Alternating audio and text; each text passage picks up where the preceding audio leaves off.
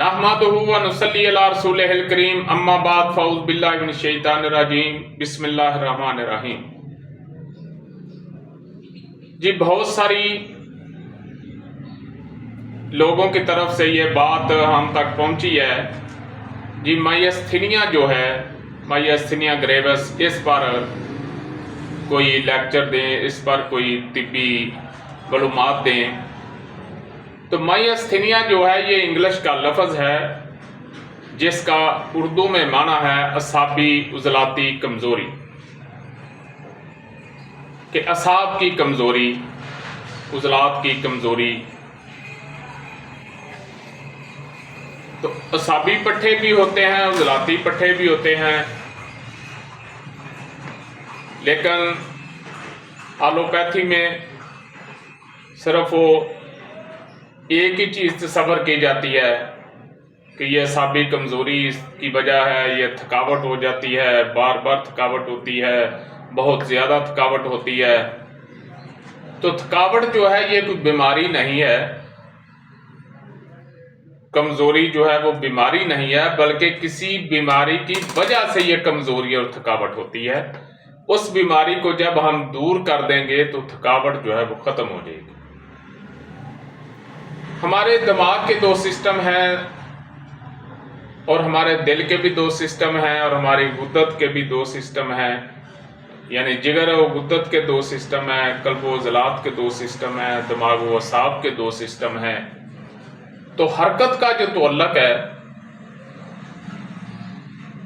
जो हम अपनी मर्जी से, अपने इरादे से और इरादे के बगैर बिला इरादा जो हरकत का फेल हमारे जिस्म में हो रहा है, इसका तअल्लुक कल्ब व उज़लात से है, यानी दिल के साथ है।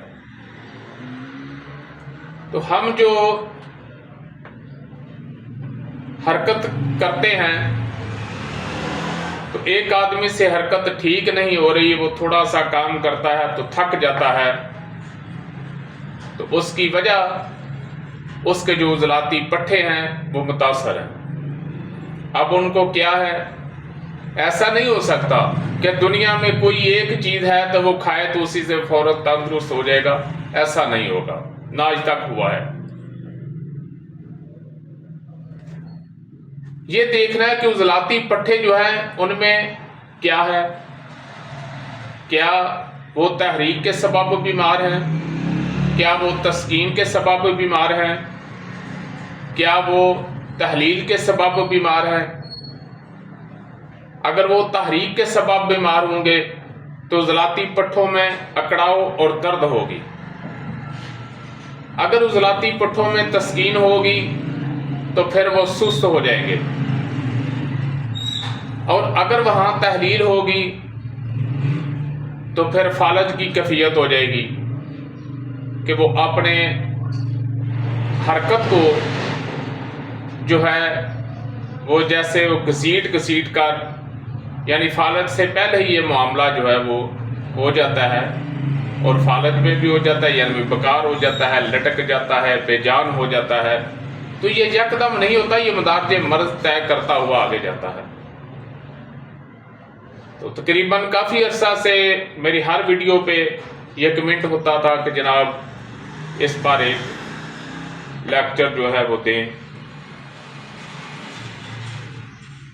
तो माइस्थीनिया ग्रेविस जो है, यानी थकावट हो जाना, तो इसका एक तो सबब नहीं है, बहुत से असबाब हैं।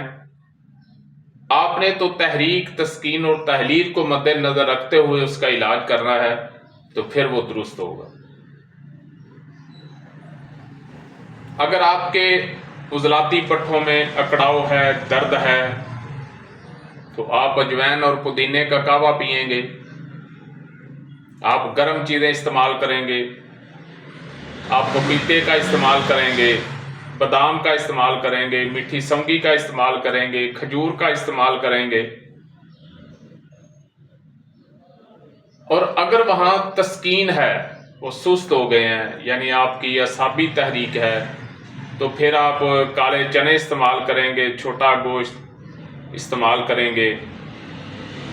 اس کے ساتھ یہ چنے کی دال اور دال مسور، یہ ساگ، اس کی، اور ڈرائی فروٹ میں یہ منقع، انجیر اور پستہ، یہ بہترین ثابت ہوگا۔ اگر وہ تحلیل میں چلے گئے ہیں تو پھر آپ کو خربوزہ، کیلا اور سیب وغیرہ، دال مونگی، دال ماش، اور اس کے علاوہ کدو، ٹنڈے، کالی توری، اس کا استعمال کرنا ہوگا۔ تو یہ کوئی انوکھی بیماری نہیں ہے کہ تھکاوٹ ہو جانا یا عضلاتی پٹھوں میں کمزوری ہو جانا، یہ کوئی علیحدہ سے بیماری نہیں ہے۔ انہی 6 سسٹم میں، 6 نبض کل امراض میں دنیا کی ہر بیماری جو ہے اس کی ڈیفینیشن موجود ہے، لیکن اس کے لیے باقاعدہ سیکھنے کی بات ہے۔ جس نے جتنا سیکھ لیا اس کو اتنا مل گیا۔ تو ایک آدمی کے جسم میں پہلے ہی اکڑاؤ ہے، اس کی تحریک پہلے ہی عضلاتی جو ہے وہ بڑی ہوئی ہے، اکڑاؤ ہے یا درد ہے، تو وہ تھوڑا سا بھی کام کرے گا تو اس کو سانس جو ہے وہ پھول جائے گا، اور چھاتی میں ساتھ درد بھی ہونا شروع ہو جائے گی، اور اس کے بعد تو اس نے تو یہی کہنا کہ میرے پٹھوں میں جو ہے وہ کمزوری ہے کہ وہ پٹھے کام نہیں کر رہے۔ اور اگر وہاں تسکین ہے تو آپ کا کام کرنے کو جی نہیں چاہنا، آپ کہیں گے کہ بس میں چارپائی پہ لیٹا رہوں، بس ٹھیک ہے، مجھے ادھر ہی دنیا کی ہر چیز ملنی چاہیے۔ اسی طرح اگر وہاں تحلیل ہونی شروع ہو گئی، وہ بالکل کمزور پڑ گئے، تو آپ نے تو یہی کہنا ہے کہ میرے پٹھوں میں کمزوری ہے۔ تو ہر جگہ پہ ہر نسخہ جو ہے وہ فٹ نہیں ہوتا۔ تحریک، تسکین اور تحلیل کو جب تک آپ مد نظر نہیں رکھیں گے، آپ صحیح علاج نہیں کر پائیں گے۔ اور تحریک، تسکین، تحلیل کو سمجھنا مشکل بھی نہیں، آسان بھی نہیں۔ اگر آپ سیکھنے کی کوشش کریں گے تو پھر تو آسان ہے، تو اگر آپ کوشش نہ کریں تو پھر مشکل ہی مشکل ہے۔ بہرحال یہ کوئی ایسی خاص بیماری نہیں ہے کہ جس کے لیے کوئی اسپیشل نسخہ جو ہے وہ درکار ہو، جس کے لیے کوئی اسپیشل میڈیسن جو ہے بتا دی جائے۔ دنیا کی کوئی بھی میڈیسن، چاہے نزلہ ہے، بخار ہے، کھانسی ہے، گردوں میں پتھری ہے، ہیپاٹائٹس ہے، بی ہے، ہیپاٹائٹس سی ہے جس کو کالا اور پیلا یرکان کہا جاتا ہے، بواسیر ہے، بکندر ہے، کینسر ہے، دنیا کی ہر بیماری جو ہے، یہ تمام علامات ہیں۔ بیماریاں 6 ہی ہیں اور ان کے 6 آگے سٹیپ ہیں۔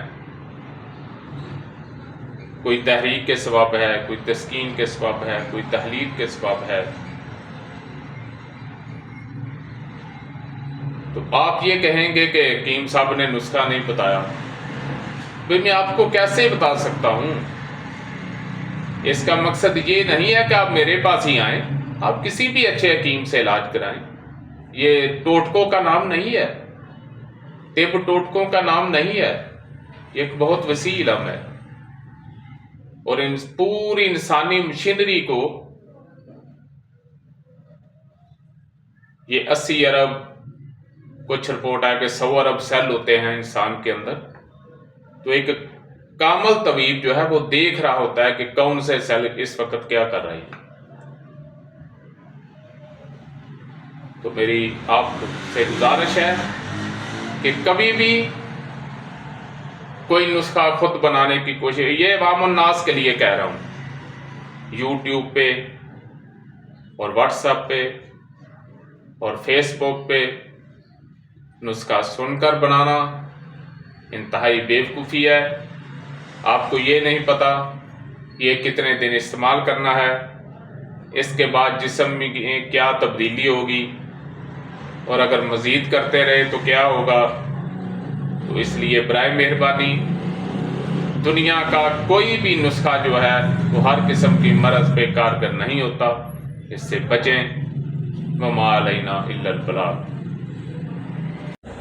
جی اگر آپ کو ہماری ویڈیو اچھی لگی ہے تو اس کو سبسکرائب کریں، لائک کریں، شیئر کریں، تاکہ قانون طب کے مطابق ہماری ہر ویڈیو آپ تک پہنچتی رہے۔